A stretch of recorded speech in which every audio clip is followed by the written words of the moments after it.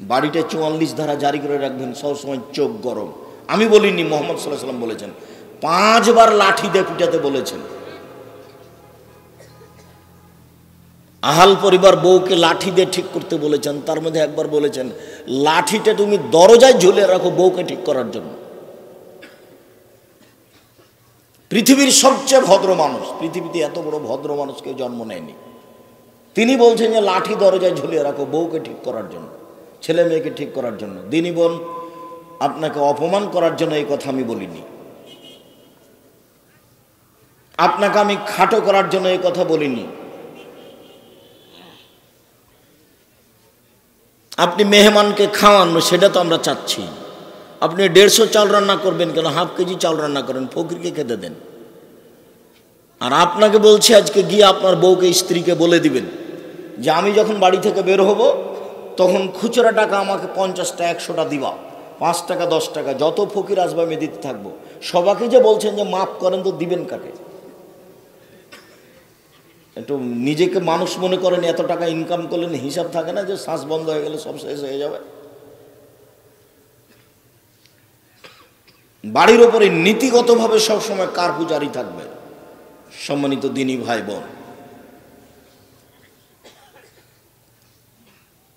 আমি আপাতত আজকের আলোচনার, আব্দুর রহমানের আলোচনার বিষয়ে আপনাদের কাছে আমি জোরালোভাবে বিনীতভাবে অনুরোধ করে যাচ্ছি, জীবন বাজি রেখে এই কথাকে মূল্যায়ন করার চেষ্টা করুন। সেটাই আমি বলে থাকি যে মানুষের জীবনে দ্বিতীয় জরুরি কাজ হচ্ছে হালাল রুজি, আর তৃতীয় জরুরি কাজ হচ্ছে কোরআন তেলাওয়াত করা, আর চতুর্থ জরুরি কাজ হচ্ছে জরুরি প্রয়োজন ছাড়া দোকানপাটে বসে সময় কাটাবেন না। আর একজনের সাথে বসলে ওখানে বদনাম গীবত হবে। দুইজন যেখানে বসে আছে সেখানে আপনি যাবেন না, ওখানে গেলেই আর একজনের কথা হবে। এই বৈঠকটা হলো বদনাম গীবতের। নিজের সম্পত্তি, নিজের জমি চাষ করে খেলেন, ব্যবসা বাণিজ্য করে খেলেন, 10 মিনিট দোকানে বসে সব একেবারে কবরে রেখে, জাহান্নামে রেখে চলে আসলেন।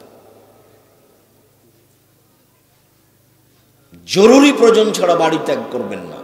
4টা কাজ, আব্দুর রহমানের কথা তো আমার মনে পড়লো। এই 4টা কাজ মানুষের জীবনে সবচেয়ে জরুরি কাজ হলো সলাৎ, 5 ওয়াক্ত সলাৎ। জরুরি কাজ হলো বৈধ রুজি। কলা বিক্রি করে খাবো, চকলেট বিক্রি করে খাবো, কিন্তু অবৈধ রুজি খাবো না। তার মানে সলাতও নির্ভর করে রুজির উপরে। রুজি ভালো তো সলাৎ কবুল হয়েছে, আর যে রুজি ভালো না হয় তাহলে এটাও গেছে, সলাতও হয়নি। তাহলে যখন সলাতও হয়নি রুজির কারণে, তো সবই গেছে।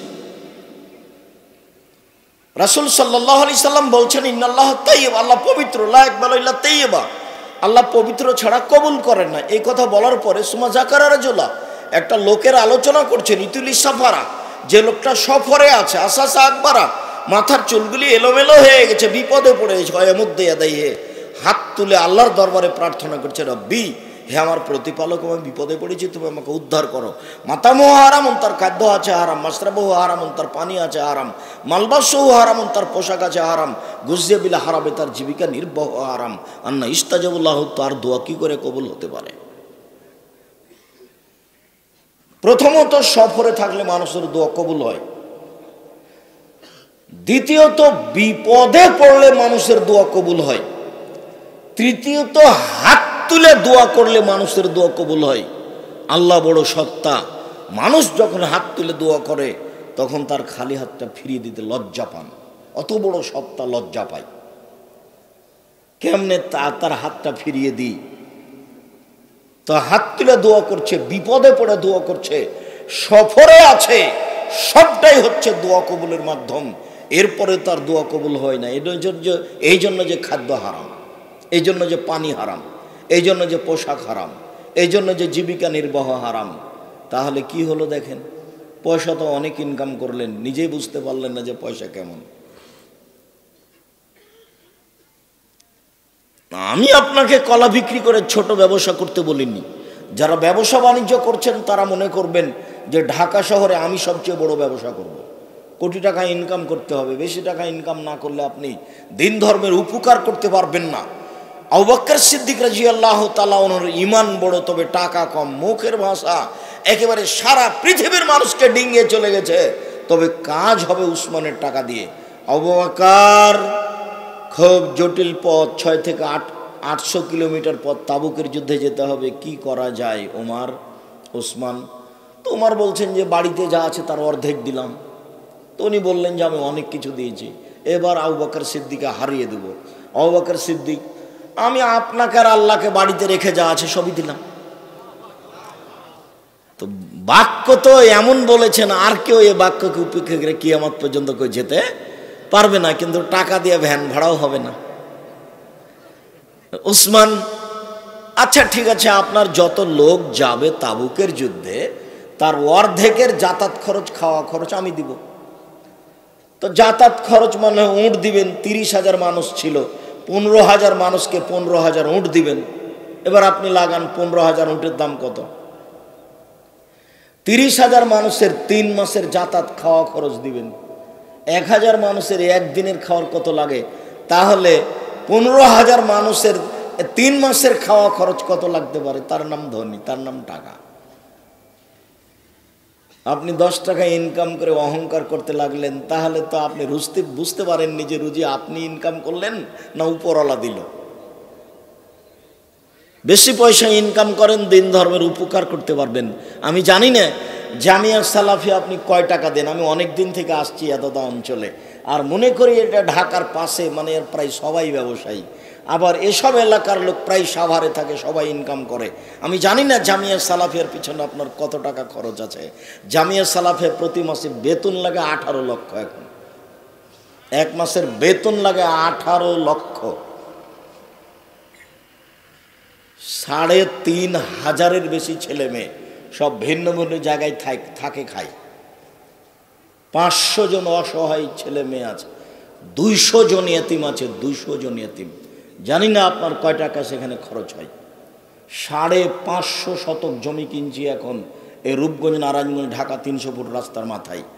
জামিয়া সালাফিয়া ডাঙ্গিপাড়া পবা রাজশাহীতে একটা বাইতুল হাম জামে মসজিদ, যাতে 3,000 মুসল্লি একসাথে একতালাতে সালাত আদায় করতে পারবে। এদেশে বড় মসজিদ, 90% জমির উপরে মসজিদ। মসজিদেতে এখন পর্যন্ত খরচ হয়েছে প্রায় 10 কোটি টাকা। আমি জানি না আপনার কয় টাকা আছে, তবে এটা মানুষের দেওয়া টাকা। যদি সাভারের জনগণের টাকা না থাকে, ধামরাইয়ের জনগণের টাকা না থাকে, তো ওখানে আছে কার? আপনি সেদিন বলে গেছি, আপনি টাকা না দিলেও এই প্রতিষ্ঠান হবে হবে ইনশাল্লাহ। কিভাবে হবে আমি জানি না, নিশ্চিত হবে, অবধারিত হবে, হবেই হবে ইনশাল্লাহ। কিন্তু আপনি না দিয়ে হয়ে যাক, এটা আমি চাই না। আপনি বলবেন যে আমি বাইতুল হাম জামে মসজিদে 500 টাকা দিতে পারিনি, এরকম একটা দুঃখজনক কথা আপনার থেকে যাক, এটা আমি কোনোদিন আশা করি না। তবে আপনি কৃপণ হলেও তৈরি হবে, না হলেও তৈরি হবে। একটা প্রতিষ্ঠানের এরিয়ায় 20-30 বিঘার মতো, ভিতরে ঢুকলে আপনার মানে অবাক লাগবে দেখে, মানে দোয়া করা ছাড়া আপনার কোনো পথ থাকবে না। ওই হিসাব নিকেশের প্রতিষ্ঠানই নাই এদেশে। তাহলে কৃপণ হয়েন না, আর কোনো সময় দুর্বল হিংসার চোখে দেখবেন না। যেতে আপনাকে তো আমি বলেছি যে অন্তত পয়সা খরচ করে জামিয়া সালাফি একটু দেখে আসেন। ছেলে মেয়েদের ভিন্ন ভিন্ন থাকার খাওয়ার ব্যবস্থা। মনে করছি যে এই 300 ফুট রাস্তা একটা মসজিদ তৈরি করব, যার একতলাতে 10,000 মানুষ একসাথে সালাত আদায় করতে পারবে ইনশাআল্লাহ। এবং সেটা খুব তাড়াতাড়ি আরম্ভ করব আশা করছি ইনশাআল্লাহ। টাকা পয়সা আমার কাছে থাকলেও হবে, না থাকলেও হবে, হবেই হবে ইনশাআল্লাহ। এটা আমার সাহস, এই জন্য যে আমি 10 পয়সার ক্ষতি করি না, এটা আমার সাহস। আমি 10 পয়সা আর খাই না। ওখানে 10 টাকা যদি আমি খাই কোনো সন্ধ্যা, তো আমি তার টাকা দিয়ে দিই। আমার দিয়ে আপনাদের কারো 10 পয়সার ক্ষতি হবে না। জামিয়া সালাফিয়ার কোনো টাকা নষ্ট হয় না। এবং আপনাকে আমি কোনোদিন একটা লাউ কিনে পাঠিয়ে খুশি করব না, এ কাজ আমি করি না। 10 পয়সা দেন জামিয়া সালাফে, আমাকে খুঁজে দিতে হবে। আপনি 2 লাখ টাকা দান করেছেন, তারপর আর একদিন গেছেন, আব্দুর রাজাক সাহেব আসসালামু আলাইকুম, চিনতে পারছেন কি? জি না, আপনাকে আমি চিনতে পারি না। তো তখন আপনি যদি বলেন আমি 2 লক্ষ টাকা দিলাম, বলবেন চিনতেই পারলেন না। এ আশা করলে জামিয়া সালাফে টাকা দিতে হবে না। এই হিসাব আপনি আমার কাছে চাইতে পারেন না, এটা অসম্ভব। ওই ধারণায় আপনার বাতিল। আপনি বলবেন যে আমি জান্নাত কেনার জন্য টাকা দিয়েছি, আপনি আমাকে মূল্যায়ন করবেন এই জন্য নয়। আর আমি জানি এদেশে উন্নত মানের বড় প্রতিষ্ঠান জামিয়া সালাফি, আমার মনে বড় সাধ এদেশের মাটিতে উন্নত মানের প্রতিষ্ঠান গড়ব ইনশাল্লাহ, সেটা হলো জামিয়া সালাফিয়া। সেখানে ছেলে মেয়ে উন্নত মানের শিক্ষা অর্জন করে, বাংলা ইংরেজি আরবি শিক্ষা অর্জন করে জাতির অন্যায়ের বিরুদ্ধে লড়বে মুখে কলমে মিডিয়ায়। তারই মাধ্যম হচ্ছে মাসিকা লিতেশাম পত্রিকা, যাতে 50টা প্রশ্নের উত্তর আছে, এবং প্রত্যেক মাসে ফতোয়া বোর্ড বসে। 10 জন মুফতি সেখানে বসেন, বসে ফতোয়া পাস করেন, তারপরে ফতোয়া পত্রিকা আসে। সম্মানিত দিনী ভাই বোন, বলছিলাম কথা বলার পূর্বে আবারও একটু জরুরি কথা বলে নিন। আপনাকে দীর্ঘ সময় ধরে কষ্ট দেবে এটা আমি চাইনি, অল্প সময় কষ্ট দিব। যে যেখানে আছেন এক খেয়ালে চেয়ে আমার কথাগুলি মূল্যায়ন করার চেষ্টা করবেন। কষ্ট হলেও, ব্যস্ততা থাকলেও কিছুক্ষণের জন্য উঠে গিয়ে পরিবেশ নষ্ট করবেন না, অনুরোধ রক্ষা করার চেষ্টা করুন। আর বাড়িতে গিয়ে মা বোন খালা ফুফুকে সতর্ক সাবধান করে দিয়েন, পরবর্তীতে কোনোদিন আসলে যেন এইভাবে ঢং ঢং করে আসবে আর ঢং ঢং করে চলে যাবে, এই জন্য বেঢঙ্গা আচরণ না দেখায়। আপনি মনে করেছেন আপনার বউ শিক্ষিতা, কিন্তু আমি তো এখনো মনে করিনি। আমাকেও মনে করতে হবে যে আপনার গতিটা কেমন, পারিবারিক অবস্থাটা কেমন। মহান আল্লাহ বলেন, অস্তাইনু বিশ্বরে ওয়াসসালাহ, পৃথিবীর মানুষ তোমরা আল্লাহর কাছে সাহায্য চাও সলাতের মাধ্যমে আর ধৈর্যের মাধ্যমে। প্রত্যেকটা মানুষের সুবিধা অসুবিধা বিপদ আছে। প্রত্যেকটা মানুষ বলতে পারে যে আল্লাহ তুমি আমার একটা ভ্যানের ব্যবস্থা করে দাও, আল্লাহ তুমি আমার একটু জমির ব্যবস্থা করে দাও। এই কথাটা যে আপনি বলবেন, তো সুন্দর করে ওযু করে 2 রাকাত সালাত আদায় করবেন, তারপরে আল্লাহকে বলবেন আপনার কথা। সালাতের পরে আপনি হাত তুলে করেন আর যেমনিতেই করেন, তবে আগে 2 রাকাত সালাত আদায় করে নেবেন। যেটা বিদাত সেটা হলো সবাই মিলে সালাতের পরে হাত তুলে দোয়া করা বিদাত। যেটা বিদাত সেটা হলো মাটি দেওয়ার পরে সবাই মিলে দলবদ্ধ হাত তুলে দোয়া করা বিদাত। যেটা বিদাত সেটা জালসার পরে, বিবাহ শাদীর পরে সবাই মিলে দলবদ্ধভাবে হাত তুলে দোয়া করা বিদাত। হাত তুলে দোয়া করতে হবে পানি চাইতে গিয়ে ইস্তিস্কার মাঠে। যদি মাঠে হয় তাহলে এইভাবে, আর যদি জুমার খুতবা চলাকালীন হয় তাহলে জুমার খুতবা চলতে চলতেই এক পর্যায়ে হাত এইভাবে উঠিয়ে সবাই মিলে বলতে হবে আল্লাহ বৃষ্টি দাও। এছাড়া দলবদ্ধভাবে হাত তুলে দোয়া করার কোনো আর স্থান নেই। আপনারা বিস্তারিত দেখতে পারেন আইনে রাসূল সাল্লাল্লাহু আলাইহি ওয়াসাল্লাম দোয়া অধ্যায়, আব্দুর রাজ্জাক বিন ইউসুফ দোয়ার বইয়ে। ওখানে প্রায় 30 থেকে 35 থেকে 42টি হাদিস দেওয়া আছে হাত তুলে দোয়া করার, আর 16টি স্থান উল্লেখ করা আছে কোথায় কোথায় হাত তুলে দোয়া করতে হবে। সম্মানিত দিনী ভাই বোন, প্রত্যেকটা মানুষের বিপদ থাকতে পারে, প্রত্যেকটা মানুষের প্রয়োজন থাকতে পারে। ও 2 রাকাত সালাত আদায় করে চাইতে থাকবে ধৈর্যের পরিচয় দিয়ে। চাইলেই কবুল হবে না, দেরিও হতে পারে। অপমান অবস্থায় রাসূল সাল্লাল্লাহু আলাইহি সাল্লাম দোয়া করলেন, কিন্তু 12 বছর লাগলো দোয়া কবুল হতে। ওই আবু জাহাল বলছিল, দেখো মোহাম্মদ যখন সিজদায় যাবে তখন তার মাথার উপরে ভুঁড়ি চাপিয়ে দিতে হবে, কে পারো কে পারো কে পারো। একজন বলল আমি পারি, ঠিক আছে। ওই যে সালাত আদায় শুরু করেছে, তখন একটা উটের ভুঁড়ি নিয়ে এসে সিজদায় যখন গেছেন তখন মাথার উপরে চাপিয়ে দিয়েছে। কেউ বলল দেখো দেখো দেখো ফাতেমা, তোমার আব্বা সিজদাতে গিয়ে আর উঠতে পারছেন না। ফাতেমা রাদিয়াল্লাহু তাআলা আনহা দৌড়িয়ে গিয়ে ভুঁড়িটা সরিয়ে দিলেন। তারপর তাদেরকে গালি দেওয়ার কি কি যেন বলার চেষ্টা করলেন, বুখারী মুসলিমের হাদিস। আল্লাহ রাসূল উঠে বদদোয়া করলেন, আল্লাহ তুমি ওদবা, সাইবা, অলিবনে মুগিরা এদেরকে ধ্বংস করো, এই অপমান অবস্থায় তিনি বদদুয়া করলেন। এই বদদুয়া কবুল হলো 12 বছর পরে। ইয়াকুব আলাইহিস সালামের ছেলে হারিয়ে গেল। 11টা ছেলে এসে বলল একটা ছেলের কথা, আব্বা আপনি তো বিশ্বাস করবেন না, আমরা তো আসলে এখানে দেখেন ওর জামাতে রক্ত লেগে আছে, আমরা জামা নিয়ে এসেছি। জামাতে রক্ত লেগে আছে কথা ঠিক, কিন্তু জামার কাপড় ছিঁড়ে ছিল না। তখন ওর বাপ দেখে বুঝেছেন ইয়াকুব আলাইহিস সালাম না, বাঘে বাচ্চাকে ধরলে তো জামা একটু কেমন থাকতো, ছিঁড়ে ছুটা থাকতো, তো কিছুই না, জামা একবারে সুন্দর হয়ে আছে, খালি রক্ত লেগে আছে। তখন বাপে বললেন তোমরা অন্যায় করেছো, এর ফল তোমাদের হবে, আমি ধৈর্য ধারণ করি। এই যে ধৈর্য ধারণ করলেন, ছেলে ইদারায় ফেলে দেওয়া হলো, ছেলেকে উঠানো হলো, বাজারে বিক্রি হলো। তারপর জুলাইখার স্বামী তাকে লালন পালন করলেন, তারপরে বড় হলো, 12 বছর জেলে থাকলেন, জেল থেকে বের হয়ে দেশের নেতৃত্ব নিলেন। তারপরে বাপ মাকে ডেকে পাঠালেন, বাপের দোয়া কবুল হলো বিপদে পড়ায় প্রায় 25 বছর পর। তো আপনি যদি বলেন যে 2 দিন দোয়া করার পরে বলেন যে খুব দোয়া করেছি, হয় না, কই হয় না, খুব দোয়া করেছি, তাহলে তা আপনার ধৈর্য হলো না।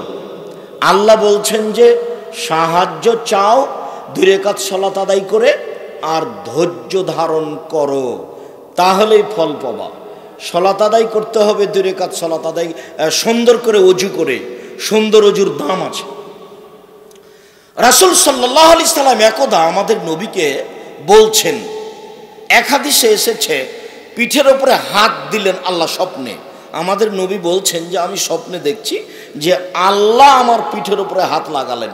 তখন আমি এইখানে ঠান্ডা অনুভব করলাম, বুকে ঠান্ডা অনুভব করতে আমাকে আল্লাহ বলছেন, মুহাম্মদ হাল তাদরি ফিমা ইয়াখতাসিমুল মালাউলা আলা, বলতে পারো মুহাম্মদ উপরে কি নিয়ে হইচই হচ্ছে?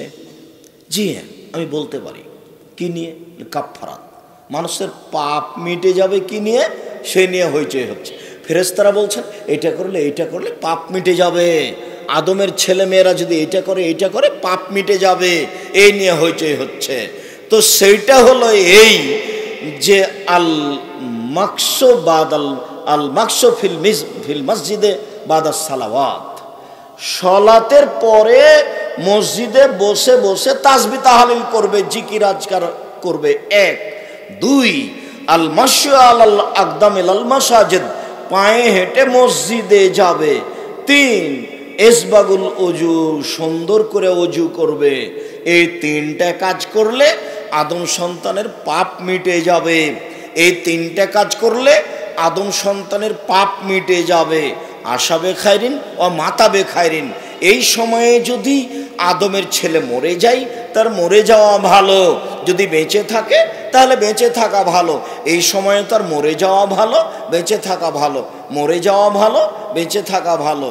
ওয়া কানা মিন খাতিতিহি কায়াউমিন ওয়ালাদাত উম্মুহু, আর লোকটি হয়ে যায় পাপ থেকে সেই দিনের মতো যেদিন তার মা তাকে জন্ম দিয়েছে। লোকটি হয়ে যায় সেই দিনের মতো যেদিন তার মা তাকে জন্ম দিয়েছে।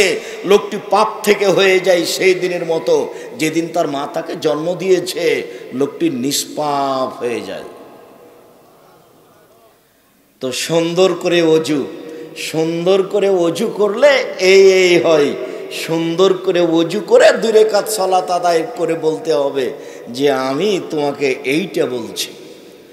উসমান রাদিয়াল্লাহু তাআলা আনহু বলেন, রাসূল সাল্লাল্লাহু আলাইহি ওয়াসাল্লাম বলেছেন, মান তাওয়াদ্দা ওযুই হাজা, শোনো, তোমাদের কোনো ব্যক্তি যদি আমার এই ওযুর মতো ওযু করে, মানে 3 বার করে অঙ্গগুলি ধৌত করে, তোমাদের কেউ যদি আমার এই ওযুর মতো ওযু করে, ও ইসাল্লি রাকাতাইন, তারপরে 2 রাকাত সালাত আদায় করে, ওয়ালা ইউহাদ্দিসু নাফসাহু ফিহিমা, আর এই 2 রাকাত সালাতে মনে মনে কথা না বলে, ওয়াজাবাত লাহুল জান্নাহ, তাহলে সে জান্নাতে যাবে। যেটা বলবে সেটা আমি মেনে নিব, যেটাও বলবে সেটা আমি মেনে নিব। মনে মনে কথা না বলে, এটা খুব কঠিন। আল্লাহু আকবার বলার পরে দেখবেন যে আপনি কোথায় কোথায় যে চলে গেছেন, সব কথা মনে পড়বে, শয়তান খালি ঠেলে নিয়ে বেড়াবে। আমি একদিন বাস ধরার জন্য বাস টার্মিনালে গেছি, তো আমাকে দেখে একটা লোক লাফ দিয়ে ধরে বুকের সাথে জড়িয়ে নিয়ে বলছে, আপনি যে বললেন যে সুন্দর করে 2 রাকাত ওযু করে 2 রাকাত সালাত আদায় করলো, মনে মনে কথা বলল না, তাহলে তার সব পাপ ক্ষমা। আমি এই আশা করে কত যে চেষ্টা চালাচ্ছি ওযু করে 2 রাকাত সালাত আদায় করা আর মনে মনে কথা না বলা, কি একদিনই যে টিকতে পারি না। আপনার কি হয়? বলছে আমার কি হয় এটা আপনাকে বলতে হবে না, আপনি চেষ্টা করেন তো, মানুষে পারবে, এই জন্য আল্লাহর নবী বলেছে আজ না হোক কাল না হোক মানুষে পারবে, আপনি চেষ্টা করেন, আল্লাহ ভরসা। উকবা বিন আমির রাদিয়াল্লাহু তাআলা আনহু বলেন, এই ছেলে, আপনার পাশ থেকে যেন কোনো ছেলে উঠে যেতে না পারে, আর দয়া করে আপনি আমাকে প্রয়োজন দেখায়েন না, যেহেতু আপনার আমি কোনো প্রয়োজন গ্রহণ করব না। আপনি অনেক কষ্ট করে এসেছেন, অনেক পয়সা খরচ আছে, আর আমরাও কষ্ট করে এসেছি শুধু আপনার জন্য। আর আমি তো আর আব্দুল্লাহ বিন ফজল রাহিমাহুল্লাহ নই যে ঘন্টার ঘন্টা বক্তব্য দিব ফজর পর্যন্ত। ওরকম আমার কাছে বিদ্যাও নেই, ভাঙাচোরা টুটা ফাটা বিদ্যে নিয়ে ঘুরি, যা আপনি দেখতে পাচ্ছেন এটাই। সম্মানিত দ্বীনী ভাই বোন, উকবা বিন আমির রাদিয়াল্লাহু তাআলা আনহু বলেন, মান তাওয়াদ্দা, যে ব্যক্তি ওযু করলো, ফাহসানাল ওযুয়া, সুন্দর করে ওযু করলো, সুমাইয়া কমো, তারপর দাঁড়ালো, ইসল্লি রাকাতাইন, ও এখন 2 রাকাত সালাত আদায় করবে, মুকবিলান আলাইহিমা বিকালবিহি ওয়াজহিহি, মনে প্রাণে ভয় ভীতি নিয়ে একেবারে সুন্দর করে একনিষ্ঠ হয়ে একমুখী হয়ে খালেস অন্তরে 2 রাকাত সালাত আদায় করলো, গোফের লাহু মা তাকাদ্দামা মিন জামবিহি, তাহলে তার অতীতের সব পাপ ক্ষমা। নফল সালাত, নফল সালাত আদায় করলে আপনার অনেক সুবিধা। কুরাইব রাদিয়াল্লাহু তাআলা আনহু বলেন যে, কুনতু আবিতু মা রাসূলিল্লাহ সাল্লাল্লাহু আলাইহি সাল্লাম লাইলাতান, আমি কুরাইব একদা রাসূলের সাথে রাতে ছিলাম, কোনো এক রাতে কোনো এক জায়গায় আমি রাসূলের সাথে ছিলাম। ফা আতাইতুহু বে হা ওয়াজুহি ওয়া হাজাতিহি, আমি রাতে তার কাছে ওজুর পানি নিয়ে আসলাম আর তার প্রয়োজন মেশক নিয়ে আসলাম। তো মেশক আর ওজুর পানি দেখে খুব খুশি হয়ে গেছেন, খুশি হয়ে বলছেন, সালমা শেতা, এই কুরাইব, তোমার মনে যা লাগে সেটাই চাও, যা চাইবে তাই দিয়ে দিব। যখন অধীনস্থ লোক মালিকের কথা মতো চলে তখন মালিক খুব খুশি হন। দেখবেন একজন বড় ব্যবসায়ীর 2-3টা কর্মচারী আছে, আহমদ জি, বাহ খুব তো তুই ভদ্র ভালো ছেলেরা দেখছি, আহমদ জি, এখন ঈদের দিনের সময় এসেছে, আহমদ কি কি নিবি বল, আচ্ছা ঠিক আছে, তুই যেটা চাবি সেটাই তোকে দিয়ে দেবো। খালেদ নেই, খালেদ নেই, খালেদ জি, তোর হবে না এখানে থাকা, তোকে দিয়ে কাজ চলবে না। তো কর্মচারী যদি খুব ফুর্তি হয়, বলার সাথে যদি করে, তাহলে মালিক খুশি হন। তো রাসূল ওর পানির বদনা আর ও মেশক দেখে খুশি হয়ে গেছেন, খুশি হয়ে বলছেন, তুমি চাও তো শাল, চাও, তুমি কে চাও দেখি, চাও দেখি। তখনও বলছে যে আস আলোকা মুরাফাকাতাকা ফিল জান্নাহ, আমি আর কি চাইবো, আপনার সাথে জান্নাতে থাকতে চাই। আল্লাহর নবী যে গায়েবের খবর জানেন না এটা তার প্রমাণ। ও যে জান্নাতে রাসূলের সাথে থাকতে চাইবে এইটা কিন্তু আল্লাহর নবী মনে করেননি। আল্লাহর নবী মনে করছেন যে মনে হয় 5,000 টাকা চাইতে পারে, মনে হয় 5-10 শতক জমি চাইতে পারে, আমি দিয়ে দেবো যে তুমি এই এলাকায় বসবাস করো। কিন্তু যখন বলেছে যে আমি আপনার সাথে জান্নাতে থাকতে চাই, তখন আল্লাহ রাসূল বলছেন, আওয়া গায়রা যাক, না না না না না, এটা নয়, অন্য কিছু চাও, অন্য কিছু চাও, এটা নয়, অন্য কিছু চাও। তখন লোকটি বলছে, হো যাক, আমি এটাই চাই। এটা অন্য কিছু চাই না। এরপরে যেটা কথা সেটা হলো মূল কথা। আল্লাহ রাসূল বলছেন আইন্নি বেকাসরাতিস সালাত বেকাসরাতিস সুজুদ, তুমি আমাকে বেশি বেশি নফল সালাত আদায় করে সাহায্য করো, আমি তোমাকে সরাসরি জান্নাতে নিয়ে যেতে পারবো না। পৃথিবীর সবচেয়ে দামি মানুষ, বিচারের মাঠে আল্লাহ বলবেন যেদিন কেউ কথা বলতে পারবেন না, কেউ পারবেন না, যেদিন ইব্রাহিম আলাইহিস সালাম কথা বলতে পারবেন না, সেই দিন আল্লাহ বলবেন সালতুতা অসফে তুষফা, চান যা চাইবেন তাই দিয়ে দিব, সুপারিশ করেন যে বিষয়ে সুপারিশ করবেন আমি সেটাই মেনে নিব। বলেন আপনি কি চাচ্ছেন, যা চাইবেন তাই দিয়ে দিব, যা সুপারিশ করবেন তাই আমি মেনে নিব। এত বড় ক্ষমতাধর মানুষ বলছেন যে না না না না, আমি তোমাকে জান্নাতে নিয়ে সাথে থাকতে পারবো না, তুমি অন্য কিছু চাও। তখন বলছে আমি ওইটাই চাই, তাহলে তুমি আমাকে সাহায্য করো। কি করে? সালাত, নফল সালাত। উমামা বাহেলি রাদিয়াল্লাহু তাআলা আনহু বলেন রাসূল সাল্লাল্লাহু আলাইহি ওয়াসাল্লাম বলেছেন আলাইকুম বিকিয়ামিল লাইলি হুয়া দাবু সলিহিন মান কানা কাবলাকুম, তোমরা রাতের সালাত আদায় করো, তাহাজ্জুদ পড়ো, নফল সালাত আদায় করো, এটা হচ্ছে পূর্বের লোকের ভালো কর্ম। অতীতে যারা চলে গেছে ভালো মানুষ, ওরা রাতে সালাত আদায় করত, তোমরা রাতে সালাত আদায় করো, নফল সালাত পড়ো। এতে কি হবে? হুয়া কুরবাতুন আলা রাব্বিকুম, নফল সালাত আদায় করলে তোমরা আল্লাহর নিকটে যেতে পারবা, আল্লাহর ভালোবাসা অর্জন করতে পারবা, আল্লাহ সন্তুষ্ট হয়ে যাবে। এক, দুই, ও মানহাত ও মুকাফফিরাতুল লিসায়াত, পাপ মিটে যাবে। রাতে সালাত আদায় করলে পাপ মিটে যাবে, রাতে সালাত আদায় করলে পাপ মিটে যাবে, নফল সালাত আদায় করলে পাপ মিটে যাবে। ও মানহাতুন আনিল ইসমে, রাতে সালাত আদায় করলে মানুষের কাছ থেকে পাপ সরে যাবে, রাতে সালাত আদায় করলে মানুষের কাছ থেকে পাপ সরে যাবে। এই উপস্থিত বৈঠকের ছেলেমেয়েরা শোনো, যারা তোমরা দিন রাত বলার পরেও মোবাইলে প্রেম প্রীতির গল্প বন্ধ করতে পারো না, তোমরা রাতে উঠে 2 রাকাত সালাত আদায় করে কান্নাকাটি করো, বন্ধ হবে ইনশাআল্লাহ। তুমি 2 রাকাত সালাত আদায় করো, রাতে উঠে কান্নাকাটি করে, রাসূলের এই কথার বাস্তবায়ন আছে, অবশ্যই তুমি সেটা চেষ্টা করো।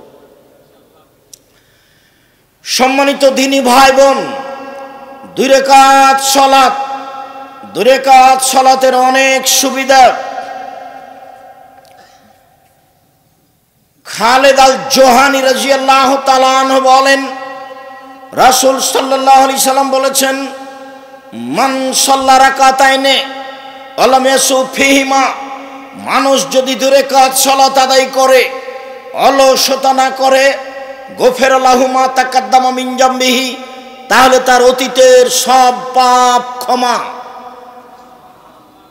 2 রাকাত সালাত।